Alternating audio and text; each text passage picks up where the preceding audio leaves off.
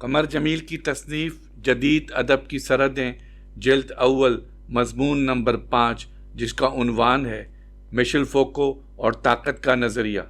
فوکو کا یہ قول مشہور ہے کہ میں کبھی فرائیڈ کا ماننے والا نہیں رہا، نہ میں کبھی مارکس کا پیروکار رہا ہوں اور نہ میں کبھی ساختیات پسند رہا ہوں۔ سارتر کے انتقال کے بعد خود فوکو کو لوگوں نے نیا سارتر کہنا شروع کر دیا تھا۔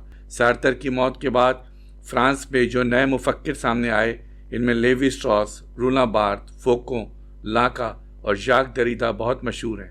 مشیل فوکو نے اپنی توجہ تاریخ کے ان گوشوں کی طرف کی جن پر یورپ کے مفکروں نے توجہ نہیں کی تھی۔ پاگل پن کے ان تصورات کی طرف جو یورپ میں جدید عہد میں سامنے آئے اور پاگل پن کے بارے میں عمرانی رویوں کی تبدیلیوں پر مشیل فوکو نے توجہ کی۔ یہ بھی جاننے اور بتانے کی کوشش کی کہ یورپ میں پاگل پن کے سلسلے میں کس طرح انداز فکر بدلتا رہا ہے، پاگل پن کے علاج کے سلسلے میں بھی انداز فکر میں کس طرح تبدیلیاں آئی ہیں، حیاتیات، لسانیات اور معاشیات کے بنیادی تصورات میں کس طرح تبدیلیاں ہوئیں، لیوی اسٹراس، رولاں بارتھ اور ژاک دریدا کے نام کس طرح سامنے آئے۔ فوکو کا یہ قول کہ انسان مر چکا ہے دراصل 1960 میں اس کی شہرت کا باعث ہوا۔ پاگل پن کی تاریخ پر اس کا تحقیقی مقالہ شائع ہوا اور اسی موضوع پر اس کی کتاب بھی شائع ہوئی تو 1970 میں وہ فلسفے کے تاریخ نظام فلسفے کا چیئرمین بھی بنا دیا گیا۔ وہ ساختیات کا ماننے والا نہیں تھا، پھر بھی جب اس کی کتاب دی آرڈر آف تھنگس شائع ہوئی تو کچھ مبصروں نے اسے ساختیات پسند قرار دیا، حالانکہ اس کا خیال تھا کہ اس نے نہ تو ساختیات پسندوں کے نظریات کو قبول کیا تھا اور نہ ساختیاتی طریقہ کار کو اور نہ ساختیاتی اصطلاحوں کو۔ اس کے باوجود دی آرڈر آف تھنگس میں اس نے ساختیات کو جدید علوم کا بے چین شعور کہا ہے اور یہ کہا ہے کہ وہ جدید عہد کی تاریخ لکھنا چاہتا ہے۔ پاگل پن اور تہذیب سے لے کر جنسیات کی تاریخ تک اس نے 20 سال تصنیف و تالیف میں لگا دیے۔ جنسیات کی تاریخ اس کی موت کے بعد شائع ہوئی۔ فوکو، نوم چومسکی، ہیبرماس اور ژاک دریدا کم و بیش ہم عمر تھے۔ فوکو کی شہرت نوم چومسکی کے بعد سب سے زیادہ تھی۔ فوکو اپنے آپ کو جدید عہد کا مورخ کہتا ہے۔ فوکو پہلا فلسفی ہے جس نے تاریخ اور فلسفے کو ملا کر ایک کر دیا اور اس طرح جدید تہذیب کی آنکھوں کو خیرہ کر دینے والی تنقید لکھی۔ پھر اس مسئلے سے بھی بحث کی ہے کہ مغرب میں سماجی طور پر عقلیت یعنی ریشنالٹی کا ظہور کس طرح ہوا اور یہ کس طرح ثابت ہوا کہ جدید عہد کی روح عقلیت یعنی ریشنالٹی ہے۔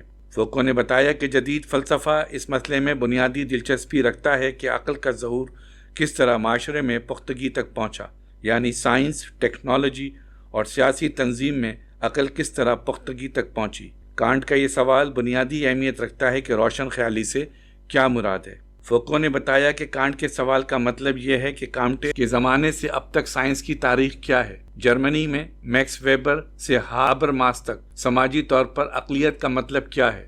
ڈیکارٹ سے ہیگل تک بنیادی سوال یہی رہا ہے کہ کس طرح انسانی فکر کو ماورائی نرگسیت سے نجات دلائی جائے۔ اقتدار کا راستہ خود فرد کے جسم کی اپنی قوت مہیا کرتی ہے۔ جسم پر جو قوت حکمراں ہوتی ہے اس کی مخالفت بھی خود خواہش اور ارادے کی قوت کرتی ہے اور یہی قوت اس کے نزدیک سارے انقلابات کا ماخذ ہے۔ فوکو کا خیال ہے کہ انسان کی جنسی جبلتوں کے بارے میں کوئی چیز بنیادی اور حتمی انداز میں نہیں کہی جا سکتی۔ فرائیڈ بچے کی جنسیت کے بارے میں تفصیلی انداز میں بات کرتا ہے، لیکن بچے کی جنسیت کا ذکر سب سے پہلے 18ویں صدی عیسوی میں کیا گیا تھا۔ چنانچہ بچوں سے استمنا بالید کو ختم کرانے کی بڑی کوششیں کی گئیں، لیکن اسکول کے بچوں سے استمنا بالید ختم نہیں ہو سکا بلکہ اس کی شدت اور بھی بڑھ گئی۔ جنسیت پر بحث مباحثے، اس کے تجزیے اور اسے کنٹرول کرنے کی خواہش سے فرد کی اپنے جسم پر قابو پانے کی خواہش اور بڑھ گئی۔ یورپ کا معاشرہ سچ بولنے کی خواہش میں قدیم کیتھولک اعترافات کے زمانے ہی سے گرفتار ہے اور پچھلے 300 سال میں جنس کے بارے میں گفتگو میں اضافہ ہی ہوتا رہا ہے، اور جس پر یہ ساری گفتگو چاہے جنس کے خلاف ہی کیوں نہ ہو، اس سے جنس کا خیال یورپ کے ذہنوں پر چھاتا ہی چلا جا رہا ہے۔ یورپ میں زندگی کے جتنے بھی معنی ہیں ان کا ماخذ جنس ہے اور فوکو کے خیال میں یہی زندگی کی سب سے بڑی سچائی ہے۔ فوکو کہتا ہے کہ اب یورپ کے لوگ جنس کے خواہش مند رہتے ہیں، ایک ایسی چیز کی طرح جو حقیقتاً خواہش کے لائق ہے۔ اب 19ویں اور 20ویں صدی میں حیاتیات اور عضویات کی مدد سے جنس کے معاملے میں بھی اصول اور معیار متعین کر لیے گئے ہیں۔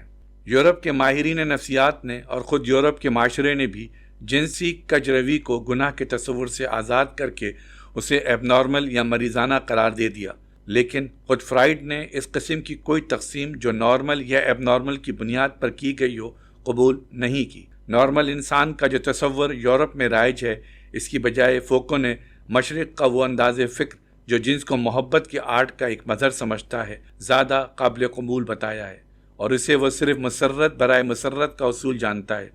اس تصور میں جنسیت بھی محبت کا ایک آرٹ ہے، ایک طرح کا کھیل، تخلیقیت اور تصنع سے بھرپور۔ فوکو کہتا ہے کہ جسم کی طاقت کو لذت کی تلاش کے زاویے سے دیکھنا چاہیے، چونکہ سیاست کا انحصار معلومات پر نہیں، خواہشات پر ہوتا ہے۔ سیاست میں بھی یہی عملی ایکشن جسم ہی سے لیا جاتا ہے، مثلا مظاہروں میں یا طبعی مقابلوں میں، یعنی فزیکل کنفرنیشن میں۔ فوکو دراصل فرانس میں جو طالب علموں کا انقلاب 1968 میں آیا تھا اس سے بہت متاثر ہوا تھا۔ فوکو کہتا ہے کہ انسان کے اندر بہت اشتعال انگیز لامحاتی رد عمل اور غیر مسلسل توانائی ہوتی ہے۔ فوکو کے افکار سے ظاہر ہوتا ہے کہ فوکو کو نیٹشے سے بہت متاثر تھا، چنانچہ وہ کہتا ہے کہ ہر عہد میں اقتدار یا قوت ہی طے کرتی ہے کہ علم کس چیز کو کہتے ہیں۔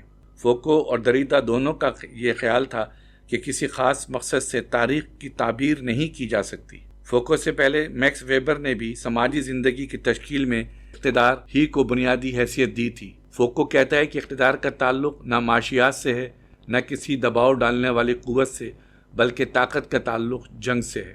ایک جنگ اعلان کے ساتھ ہوتی ہے اور ایک جنگ بغیر کسی اعلان کے ہوتی ہے۔ مختلف سماجی اداروں میں ناانصافیوں کی صورت میں جنگ تو ہوتی ہی رہتی ہے، یہاں تک کہ زبان میں بھی یہ جنگ جاری رہتی ہے۔ یہ جنگ دراصل قوت کے ٹکرانے سے پیدا ہوتی ہے۔